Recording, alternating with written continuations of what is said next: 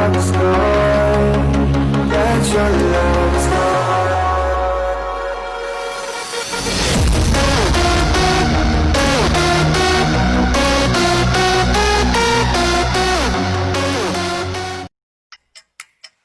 It goes on and on and on. Remind me of everything tonight. Yes, I'm in the zone. Dreaming about the things that we could be. So it's gonna be forever. You were ready up. That's what tell me when I'm in the spot. Don't believe me, just watch. Oh, is it too late now to say I need a one dance? And then we start to dance and I'm singing like, oh, I want something just like that. Might be over now, but I feel it still. Duh. I want you to be happier because I'm happy.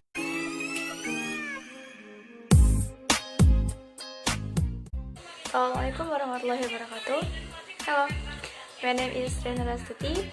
My student ID number 1916041021 from the Public Administration Department.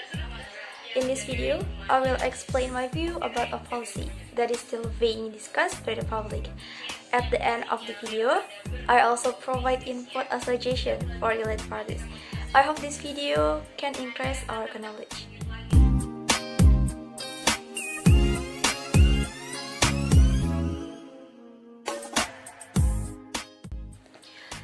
There are many definitions of public administration that we can find through various opinions of experts.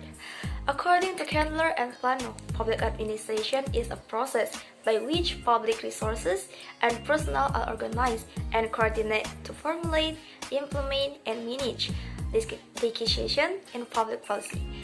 According to Marshall Edimog, Gladys Odimog, and Louis W. Koenig, public administration is an activity of government in exercising its political power.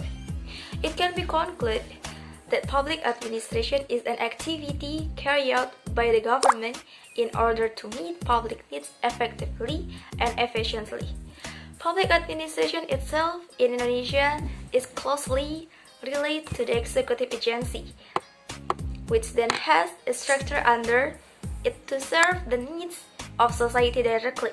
Public administration goes hand in hand with public service as a system to serve the needs of society.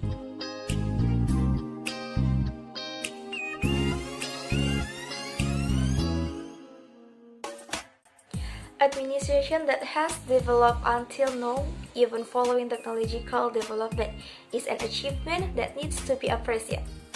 But behind this development that have had a positive impact, there are still various kinds of problems that require quick handling and solution.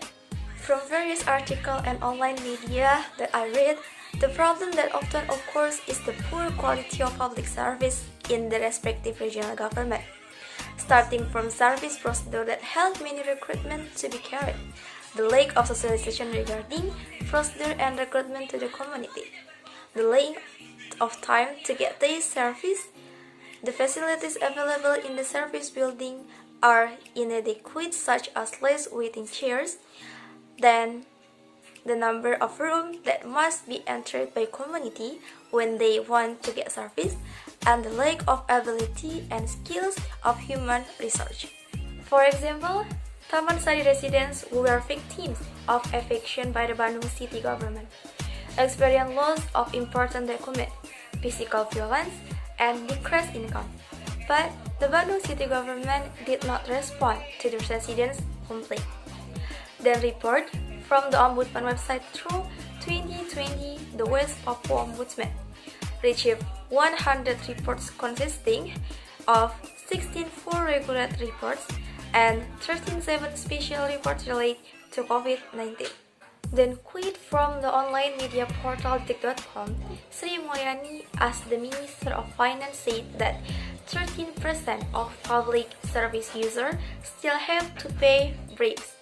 This data was obtained through an international transparency survey measuring the global corruption barometer Indonesia from 2019 to March 2020.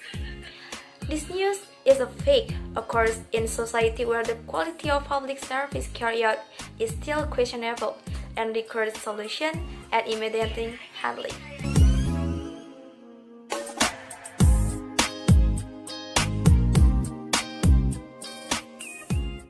The number of problems that occur can be classified to analyze with the theory of public administration. The first, the influence of the old culture or feudal culture, where Indonesian people who have experienced royal rule make the community have a culture of serving the interests of the rule, where this culture is very contrary to the development of public administration, which makes the authority serve the needs of society. The old culture that contains nepotism cannot be separate in state administration. A very strong sense of kinship makes people prioritize their families in administrative matters, so they don't wait too long. A culture like this makes state administration unable to develop and following the development of new paradigm. The government has implemented the paradigm, but in its implementation, the community still adheres to the old culture. Second, politicization of regional administrator. Regional autonomy has been implemented in all provinces, regions, and cities, where each region has its own authority. This results in an administration that has a political element, because the regional head is a candidate for a political party and has his own political goals. The problems that arise are due to regional administration who prioritizes the interests of supporting political parties compared to the wider community who have already cast their votes. In Law Number 25 of 2009 concerning public service in Article 4, there are principles that become the basis for the implementation of public service. At point A, public interest, where the service provided must prioritize the needs and interests of the community. Even though the regional head is a candidate supported by a policy party, he should not ignore the needs of the community and prioritize the interests of political parties and their families. At point E, professional. This principle includes professionalism of human research and also service agents, where the skills and abilities human research must keep up with the time and technology. And professionalism of service institution can be seen from clear standard procedure and can be accessed by all people.